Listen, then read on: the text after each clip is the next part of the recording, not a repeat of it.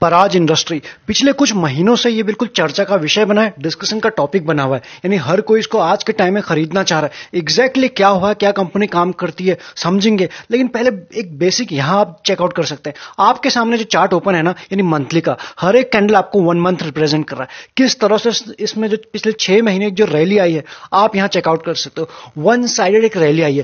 क्या ये rally sustain होगी या फिर आगे और कंटिन्यू रहेगी, और ये रैली जो आई है इसके पीछे रीजन क्या है, सब कुछ समझेंगे, बने रहें।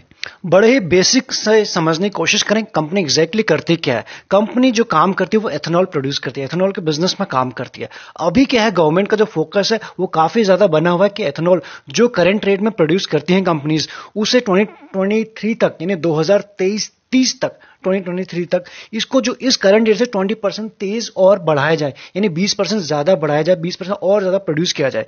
अगर गवर्नमेंट का ऐसा कुछ प्लान है तो डेफिनेटली इस इंडस्ट्री को फायदा होगा, इस इंडस्ट्री की कंपनीज को फायदा होगा, एंड जो इसके लिस्टेड कंपनी है उनको फायदा होगा। इसीलिए किस तरह का वन साइडेड हमने इसमें बुल रन देखा है, वो भी मंथली के चार्ट पे बड़ा ही गजब का रिटर्न दे चुका है। अब आगे क्या हो सकता है वो तो हम देखेंगे। तो कंपनी क्या है, first generation, second generation, third generation की जो एथेनॉल प्रोड्यूस करती है, एंड उसके अलावा कुछ और भी काम करती है। और ये एथेनॉल यूज कहां कहां होता है पहले हम वो समझने की कोशिश करते हैं।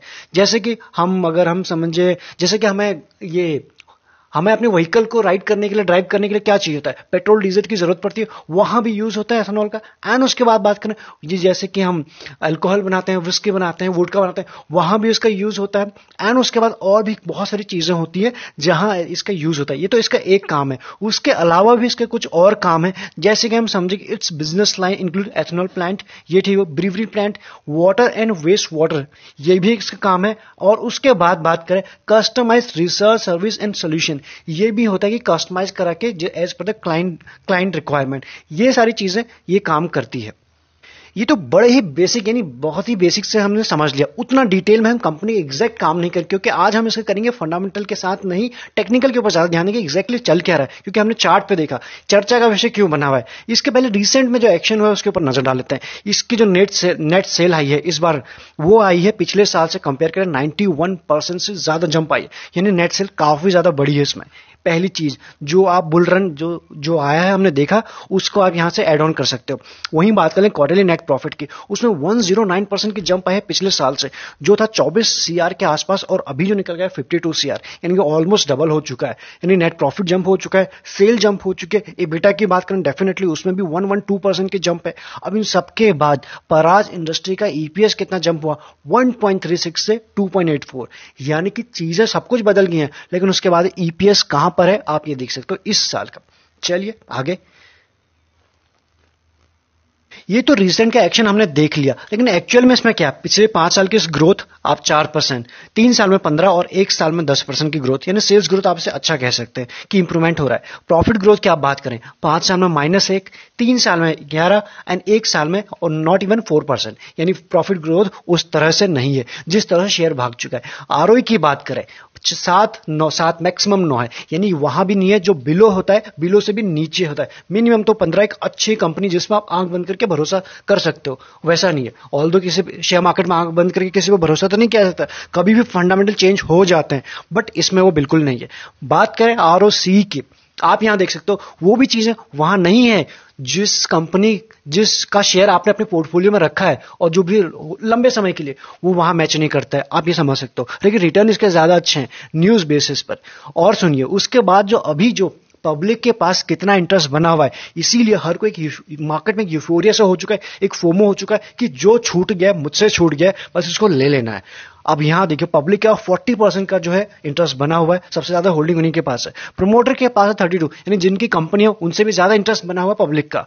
बात करें एफआईएस एंड डीआईएस का, एफआईएस के पास 11 के आसपास, 11+ एंड डीआईएस का है 15+।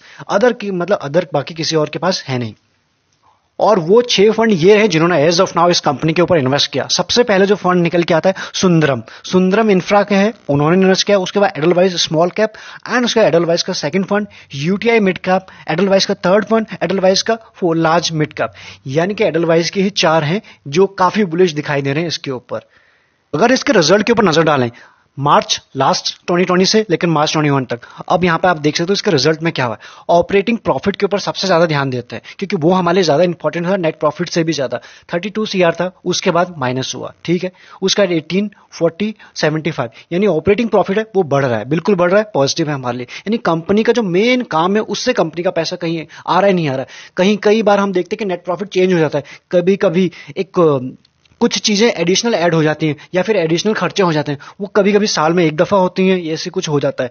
वहीं बात करें नेट प्रॉफिट की बात करें, 25 माइनस, यहां माइनस था तो ये भी माइनस हुआ, उसके 11, 28, 52 यानी चीजें आपको यहां पे बढ़ते हुए नजर आ रही है क्वार्टरली बेसिस पे। अगर इसको हम ईयरली के बेसिस पे देखें, अब 18 से लेकर 21 तक बेस पे आप देखेंगे इसको, यहां पर आप ऑपरेटिंग प्रॉफिट के ऊपर नजर डालिए, यानी कि यहां पे देख सो 52, 79, 78, 119 इसी साल सबसे ज्यादा जंप आया हुआ है, यानी गवर्नमेंट का भी फोकस आ चुका है, उसी वजह से शेयर भी बढ़ चुका है। वहीं नेट प्रॉफिट के ऊपर बात करें 39, 68, 70, 81 यहां पर भी चीजें ऑल्दो यहां पर उस तरह से ग्रोथ नहीं थी, लेकिन इसके बाद यहां आप देख सकते हो किस तरह से बढ़ोतरी दिख रही है। अब जरा इसके रिटर्न प्रोफाइल के ऊपर नजर डालते हैं। आप यहां देख पाओगे, अभी इसके रिटर्न प्रोफाइल के ऊपर नजर डालें तो आप यहां देख सकते हो 3 साल में, यानी इसके जो 3 साल में रिटर्न दिए 349% के। वहीं बात करें इसके 2 साल में, इसने यहां पर भी पैसा डबल किया, 1 साल में 469% के जंप, यानी एक गजब की जंप आपको यहां पे दिख रहा है। 6 महीने में भी अच्छा दिया है, 3 महीने में भी, यानी हर पैरामीटर पे इसने अभी तक पैसा दुगना ही किया हुआ है। तो इस तरह से इसमें एक होल्ड लगी हुई है, एक चर्चा का विषय बन चुका है कि आगे क्या हो सकता है। अब इस तरह का रिटर्न अगर दिया है किसी भी शेयर ने तो डेफिनेटली उसके वैल्यूएशन के ऊपर नजर डालना जरूरी हो जाता है हमारे लिए। आप यहां देखते हो इंडस्ट्री पी चल रही है इसका 19 के आसपास और ये आपको मिला 95 के आसपास, यानी किस तरह से चल रहा है आप यहां चेकआउट कर सकते हो। ईपीएस आप देखोगे, यानी कि इसकी वैल्यूएशन जो है ना एज ऑफ नाउ मेरे हिसाब से थोड़ा सा कंफर्टेबल नहीं है। कंपनी अच्छी है, अपने बाकी रेशियोज के हिसाब से भी देखें, जिस तरह से इसके रेशियोज बता रहे हैं, जिस तरह से रिटर्न दे रही है, उस तरह से इसके बाकी फंडामेंटल उतने स्ट्रांग नहीं है। अगर हम सिर्फ रिटर्न वर्सेस फंडामेंटल देखें ना, यानी रिटर्न उतने दे दिए हैं जितने एक इसके जो फंडामेंटल काफी ज्यादा हाई होने चाहिए उतने नहीं है जितने कि बाकी और अच्छी कंपनीज के हैं। तो आप यहां देखो वैल्यूएशन काफी थोड़ा सा यहां पे डेंजरस की तरफ जाते हुए दिख रहे हैं। अब चार्ट के ऊपर देख लेते हैं। अब अगर इसके चार्ट के ऊपर नजर डालें मंथली से, ये वही चार्ट है जिस तरह से अगर आपके सामने जो बुल रन आया, अगर आप इनको काउंट करोगे ना यहां से, ये 7 मंथ से, यानी ऑलमोस्ट एक कैंडल 7 है, 7 मंथ से इसमें वन साइडेड एक बुल रन आया। जब भी किसी शेयर में, मार्केट में या फिर किसी भी जगह आप ट्रेड करते हो, करेंसी में कहीं भी, आप जब भी इस तरह से बिल्कुल ट्रेड आता है या फिर चार्ट बनता है, कभी भी वो सस्टेन उसके होने के चांसेस थोड़ा कम हो जाते हैं, उसकी प्रोबेबिलिटी काफी कम हो जाती है। एक हेल्दी करेक्शन तो जरूर चाहिए होता है। तो यहां से पिछले 2 महीनों से हमको धीरे धीरे यहां से अपर शेडो दिखने शुरू हो चुकी है, जो हमें नोटिस करनी चाहिए अगर हमारे पास ये शेयर है। तो पहली चीज कि यहां से धीरे धीरे ये जो आपको दिख रहा है अपर शेडो चालू हो चुकी है, ठीक है। सेकंड चीज बात करें हम आरएसआई कहां है इसके, आरएसआई भी हमें कुछ चीजें, जब हम बहुत सारी चीजों को एड ऑन करेंगे हम एक अच्छे से एनालिसिस कर पाएंगे। आप यहां देख सकते हो आरएसआई ऑलरेडी 87 के ऊपर जा चुकी है, यानी धीरे धीरे 87, 90 के आसपास जा चुके हैं, जो एक हमारे लिए एक ओवरबॉट की सिचुएशन हो जाती है, जहां हमारा अटेंशन आ जाना चाहिए अगर हमारे पास इसके शेयर हैं तो। मंथली के बाद अगर वीकली के चार्ट पे नजर डालें, आप यहां देख सकते हो यहां पर वीकली में भी किस तरह से इसमें ये चीजें बनी हुई है। इस वक्त ये जो है अपने सारे के सारे इंपॉर्टेंट जो भी है इसके सपोर्ट हैं, इन सपोर्ट के ऊपर है। अब बहुत दिन तक कब तक यहां सस्टेन हो पाएगा ये देखने वाली बात हो जाएगी। अदरवाइज यहां से आप देख रहे हो धीरे धीरे यहां पे कंसोलिडेशन होना शुरू हो चुका है। अब ये कितना सस्टेन हो पाएगा ऊपर की तरफ नीचे की तरफ, ये जो यहां पे दिख रहा है हमें एक बॉक्स, उस बॉक्स के किस तरफ जाएगा तो देखने वाली बात होगी। छोटे टाइम फ्रेम में हमें समझ में आ जाएगा, लेकिन वीकली पे भी अगर आरएसआई की बात करें ऑलमोस्ट 78 के आसपास है, यानी कि अगेन ओवरबॉट की जोन में अभी हमें दोनों पैरामीटर पे दिख रही है।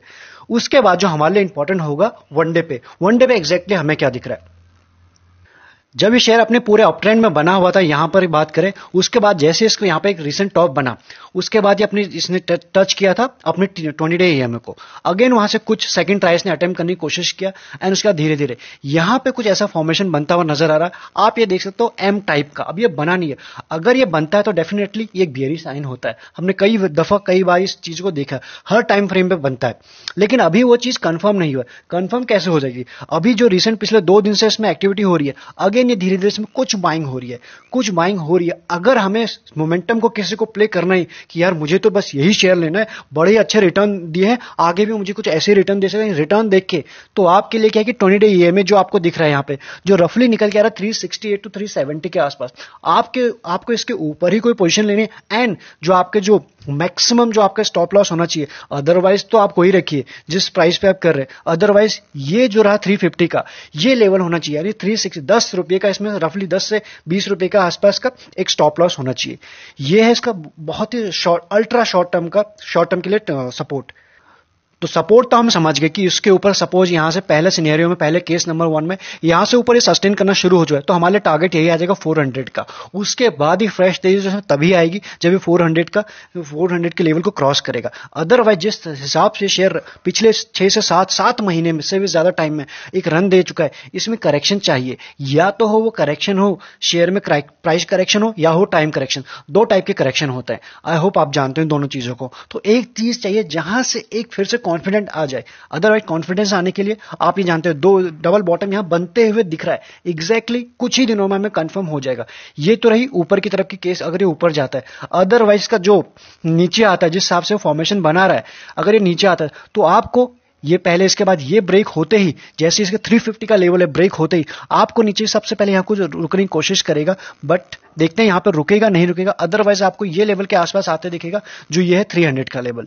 लेकिन एग्जैक्टली इसका जो प्राइस मोमेंटम है जहां से आ सकता है वो एक्चुअली जो दिख रहा है कि ये लेवल के आसपास जो निकल के आ रहा है रफली 250 के आसपास, जो इसका इंपॉर्टेंट मूविंग एवरेज भी हो जाएगा 50 डे का, 100 डे ईएमए हो जाएगा। एंड जो इंपॉर्टेंट प्लस यहां जो प्राइस एक्शन के बेसिस पर भी हम बात करें जो निकल के आएगा रफली 250 के आसपास, तो ये वो लेवल हो जाएंगे जहां फिर से एक कॉन्फिडेंस आना शुरू हो जाए कि ठीक है करेक्शन आ चुका है, अब यहां से एक इंपॉर्टेंट लेवल के आसपास है, यहां से इस पर नजर रख सकते हैं। अदरवाइज सिर्फ रिटर्न देख के, अगर हमने रिटर्न देख के किसी भी शेयर में एंट्री कर ली मोमेंटम को चेज करने के लिए और प्लस स्टॉप लॉस लगाया भी नहीं उसके बाद, कहीं ऐसा ना हो कि हम बिल्कुल ही टॉप पर फंस जाएं और अगले 6 महीने तक हमें एंट्री ना मिले। इस चीज को आप ध्यान में रख सकते हैं।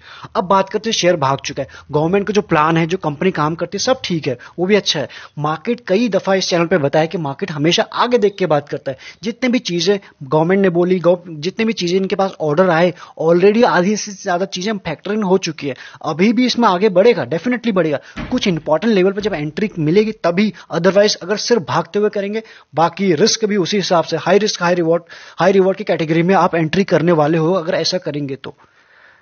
वहीं हमने साथ में वैल्यूएशन देखे, हमको वैल्यूएशन ज्यादा नजर आए। हमने देखी कि बहुत सारी जो पॉजिटिव चीजें हैं वो ऑलरेडी फैक्टर इन हो चुकी है, 2 चीज, प्लस मार्केट अपने ऑल टाइम एक हाई पे है, वहां से अगर मार्केट करेक्ट करेगा तो डेफिनेटली ये शेयर को भी करेक्ट करना ही होगा। 3 चीजें, प्लस इसमें जो फॉर्मेशन बन रहा है वो भी कुछ ऐसे धीरे धीरे बनता हुआ जा रहा है। 4 चीजें, ये 4 चीजें हैं। प्लस अगर हम टेक्निकल की बात करें तो बहुत सारी चीजें हमें ओवरबॉट सिचुएशन में दिख रही है, यानी जोन में दिखाई दे रही। 5 चीजें, यानी बहुत सारी चीजें ऐसी हैं। प्लस इन 5 के बाद भी अगर इसमें उसके बाद भी इसको कोई ऊपर लेके जाता है स्मार्ट मनी फिर से, तो आपके लिए लेवल्स ऑलरेडी डिस्कस हो चुके हैं, आप चाहे तो उसे भी प्ले कर सकते हैं। अदरवाइज आप सेफ इन्वेस्टर हो या एग्रेसिव हो, तभी इसमें सेफ हो तो आपको उस हिसाब से प्ले करना होगा, एग्रेसिव हो उस हिसाब से। हर किसी का बिहेवियर अलग अलग हो सकता है। चलिए इस वीडियो में इतना ही। वीडियो को आप लाइक कर सकते हैं, चैनल को सब्सक्राइब कर सकते हैं फॉर रेगुलर अपडेट के लिए। इससे पहले वीडियो को एग्जिट करना, एक बार डिस्क्रिप्शन को जरूर चेकआउट कर लीजिएगा, वहां आपको प्राइवेट चैनल का प्रोसेस किस तरह से जुड़ना है सब कुछ मिल जाएगा। प्लस टेलीग्राम का जो लिंक है ओपन फॉर ऑल वो भी आपको वहीं मिल जाएगा, सब कुछ मिल जाएगा, एक बार चेकआउट कर लीजिएगा। Thank you so much.